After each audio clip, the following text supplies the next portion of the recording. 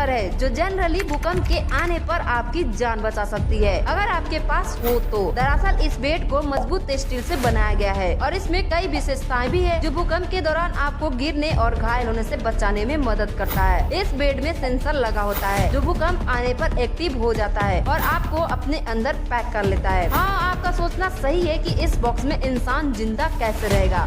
इसमें झटकों से बचने के लिए बेल्ट और गद्दे होते हैं, साथ ही ऑक्सीजन सिलेंडर, पानी की बोतल और खाने पीने के सामान होते हैं जो आपको 2-4 दिन तक भूख प्यास से बचाता है। पर ये सब छोड़िए, अगर आप भूकंप में अपने घर से किसी खुले गार्डन में चले जाएं तो वह सबसे बढ़िया होगा।